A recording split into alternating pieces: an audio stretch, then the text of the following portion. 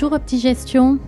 Donc OptiGestion, c'est 3 partenaires notamment, mais 3 indissociables si je puis dire. Donc Jacques de Panis-Passy, président du directoire, Xavier Gérard, vice-président du directoire, et Éric Gérard, membre du directoire.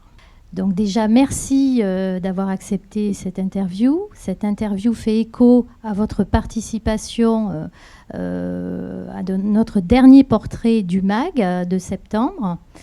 L'idée ici est d'aller un petit peu plus loin que ce portrait. Xavier, vous vouliez évoquer avec nous votre gestion, une gestion axée sur les nouveaux usages de la planète. Dites-nous en plus. Juste vous répondre en disant que OptiGestion existe depuis 33 ans. On a le maître mot de notre gestion, c'est probablement conviction. Donc gestion de conviction, ça veut dire que nous croyons au principe de gestion active et non pas au simple suivi d'un indice. Et cette gestion active, nous la pratiquons sur un diagnostic que nous avons fait maintenant il y a 7 ans environ. C'est que les moteurs de l'innovation, on a dénombré 14 mouvements d'innovation majeurs dans le monde. Donc il faut bien sûr ne pas se limiter uniquement à ce qui se passe en France ou en Europe. Il faut avoir un esprit très large et voir aussi bien ce qui se passe en Asie qu'aux États-Unis qu'en Europe. Refléter les 14 mouvements d'innovation, mais l'innovation en soi n'a aucun intérêt si elle ne se traduit pas dans un usage.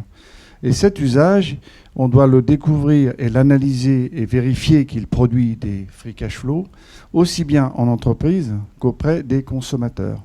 À partir de ce constat, nous avons travaillé avec une dizaine de centres d'études, on appelle ça des think tanks, pour trouver et identifier environ 200 sociétés réparties dans le monde. Elles ont toutes des tailles de market cap supérieures à 3 milliards. Donc elles nous assurent une liquidité lorsque l'on entre dans le dossier. Notre vocation, c'est de garder ces dossiers le plus longtemps possible, jusqu'au moment où l'usage se réduit ou disparaît.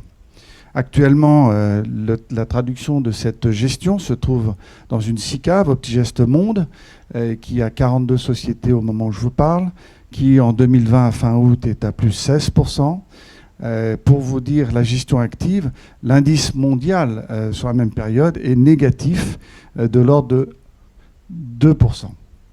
Donc on voit bien qu'avec un travail de sélection très précis, un suivi des actions, nous pratiquons notamment les stop-loss de façon assidue, ce qui peut nous protéger d'accidents du type Wirecard, eh bien nous arrivons à faire une performance de 16% de différence par rapport à l'indice. Et si on la projette sur 5 ans, ça fait tout de même 70% de plus.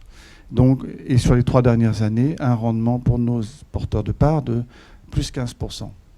Voilà en quelques mots l'esprit. Donc retenez un mot-clé, la conviction, et un travail assidu de traduction de ces 14 mouvements d'innovation dans les nouveaux usages de la planète, entreprises et consommateurs.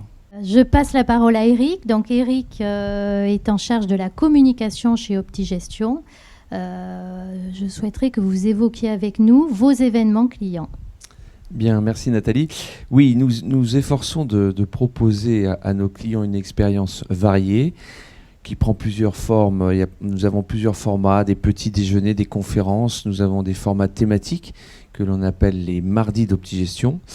Et effectivement, après avoir reçu de grands capitaines d'entreprise, Jean-Paul Agon, Thierry Breton, Henri de Castres, Alain Dina, nous allons relancer notre cycle de conférences. Alors évidemment, avec la situation actuelle, ça sera plutôt sous forme de conférences en ligne. Mais nous espérons relancer très vite avec l'un des fondateurs de cette entreprise qui s'appelle Big Mama, avec un grand acteur du luxe, probablement. Et enfin, l'année prochaine, nous aurons sans doute un très grand patron du secteur automobile suite à un rapprochement annoncé, donc qui s'exprime assez peu. Donc voilà, donc OptiGestion, nous parvenons à faire venir des intervenants de très haut niveau. C'est une vraie satisfaction pour nos clients et nous-mêmes. Alors, je passe la parole à Jacques de Panis-Passy qui va nous parler du marché des actions. Alors Jacques, quel avenir pour les actions selon vous? Je vous passe la parole à distance car malheureusement, vous n'avez pas pu être présent parmi nous aujourd'hui. Le rebond que les marchés ont connu post-confinement est un rebond de rattrapage. Il est intéressant de noter que les niveaux atteints sont des niveaux anormalement élevés qui ne peuvent perdurer. De ce fait, nous avons, depuis le début de l'été, une dégradation relative de l'élan de reprise. Néanmoins, on peut rester relativement optimiste. Il y a cependant une baisse progressive des aides de l'État aux entreprises et aux salariés, ce qui est plutôt défavorable. Il y a aussi, à partir de la rentrée, une hausse des faillites et une hausse du chômage. De ce fait, on peut constater que boursièrement, nous avons une hausse des sociétés avec des momentum négatifs et une baisse des sociétés avec des momentum positifs.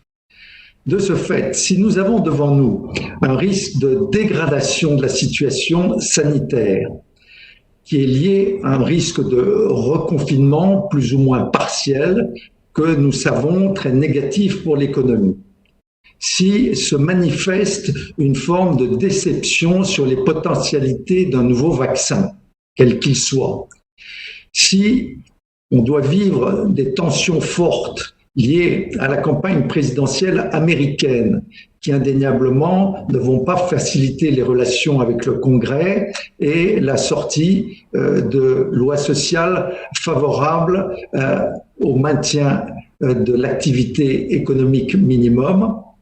Si par ailleurs en Europe nous avons un no deal Brexit, il est évident que septembre sera une période avec des trous d'air. Cependant, nous restons, nous, relativement positifs sur les marchés actions pour une raison fondamentale, c'est que les banques centrales vont maintenir durablement à la fois une pléthore de liquidités et des taux d'intérêt très bas. De ce fait, nous anticipons des trous d'air qui doivent être appréciés comme des opportunités qu'il faudra saisir. Merci à vous. Merci à vous trois d'avoir accepté notre interview encore une fois.